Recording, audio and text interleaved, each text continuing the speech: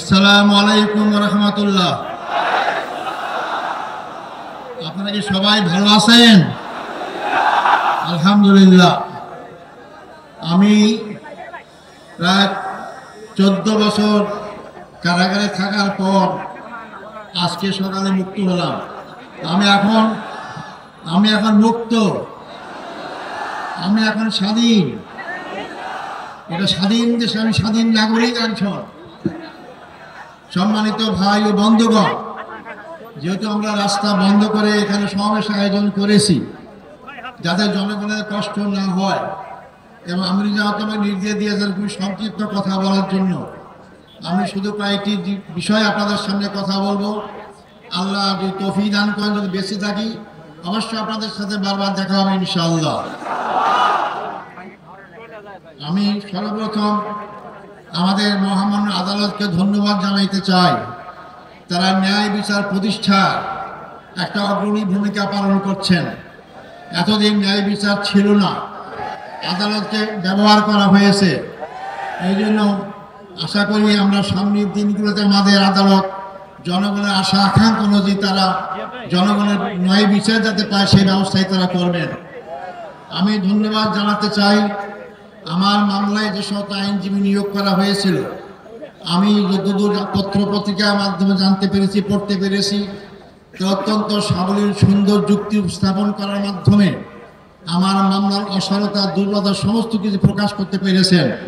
এবং আন্তর্জাতিকভাবে স্বীকৃত যে এই মামলার মাধ্যমে আমার অতীতের আগের সরকারগুলো কীভাবে নির্মমভাবে আমাদের আগের ভাইদেরকে হত্যাকাণ্ডের মাধ্যমে তাদেরকে দুনিয়া থেকে বিদায় করেছেন।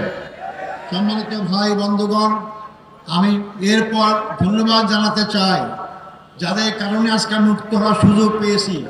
সেই 36শে জুলাই অর্থাৎ 5ই আগস্টের মহাবিপ্লবী নায়কদের জন্য আমি ধন্যবাদ জানাতে চাই। তাদের অক্লান্ত পরিশ্রম আন্দোলন, তাদের মাধ্যমে স্বৈরাচার ফ্যাসিস্ট সরকারের পতন হতে বাধ্য হয়েছিল। এবং সবচেয়ে আমি ধন্যবাদ জানাবো এই ক্ষেত্রে ছাত্র সমাজকে, যারা অতীতের অহংকার গর্বকে আবার প্রতিষ্ঠা করতে পেরেছেন। ছাত্র সমাজই রাস্তায় রাজপথে নেমে রক্ত ঢেলে তারা এই 14.5 বছরের ফ্যাসিস্ট সরকার সকল জুল অত্যাচারের বিরুদ্ধে জনগণকে সাথে নিয়ে তারা রাজপথে যে আন্দোলন গড়ে তুলেছিলেন, যার কারণে গর্ব সব চূর্ণ হয়ে বাংলাদেশ নতুনভাবে স্বাধীনতা অর্জন করতে পেরেছে। আমি ধন্যবাদ জানাতে চাই ছাত্র, যুবক, শিক্ষক, সকল পেশাজীবী, সকল নারী পুরুষ, এমনকি শিশু বাচ্চাদেরকে আমি দেখেছি তারা রাজপথে সেদিন নেমে এসেছিল।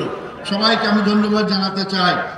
আমি ধন্যবাদ জানাতে চাই আমাদের দেশপ্রেমিক সেনাবাহিনীকে, যারা জনগণের পক্ষ না নেওয়ার কারণেই আজকে আমরা এই অবস্থা।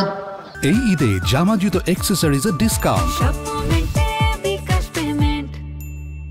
সমাজ শ্রদ্ধা পাত্র, সারা দুনিয়ায় পরিচিত আন্তর্জাতিক খ্যাতি সম্পন্ন আলেমুদ্দিন হযরত মাওলানা দেলাওয়ার হোসেন সাঈদীকে বিনা চিকিৎসায় হত্যাকাণ্ডের হত্যা করা হয়েছে। আমি এটাকে সবাইকে স্মরণ করছি। সাথে সাথে আমি স্মরণ করতে চাই আমাদের সদ্য নেতা মীর কাসেম আলী সাহেবকে। তাকে সর্বশেষ তার ছেলেকে গুম করা হয়েছে, দেখতে চেয়েছিলেন, তাকেও দেখতে দেওয়া হয় নাই। তাকে ফাঁসির কাছে ঝুলিয়ে তাকে হত্যা করা হয়েছে। আমি সাথে সাথে জাতীয়তাবাদী দলের নেতা জনাব সালাউদ্দিন কাদের চৌধুরীকেও ফাঁসির কাছে ঝুলানো হয়েছে। আমি সেটাও স্মরণ করতে চাই।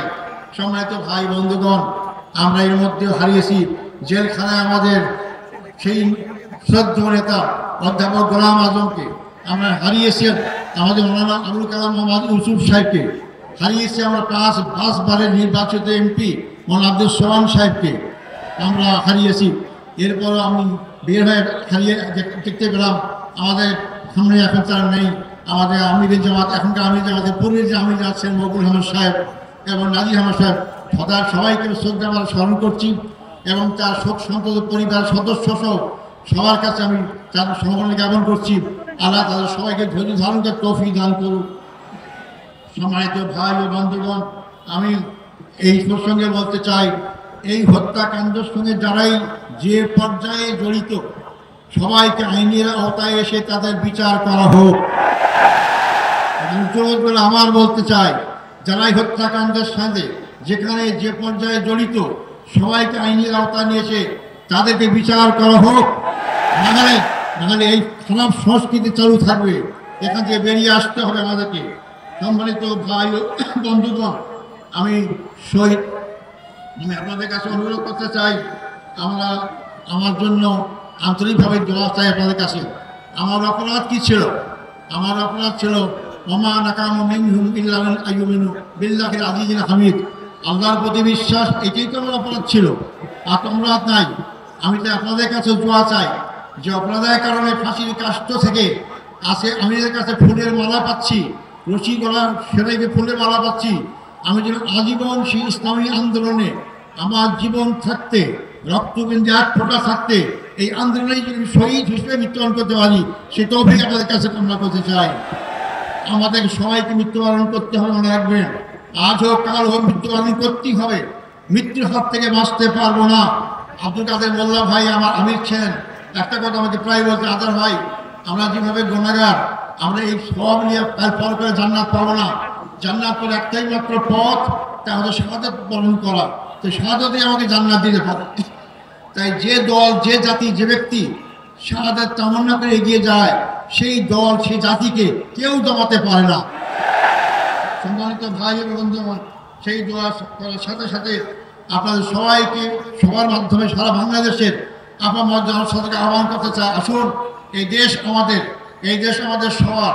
এই দেশের মানুষের আশা আকাঙ্ক্ষা, চিন্তা চেতনা, ঐক্য অনুযায়ী এই দেশটাকে ইসলামী সমাজ গড়ার আকাঙ্ক্ষা আমরা সবাই এগিয়ে যেতে পারি।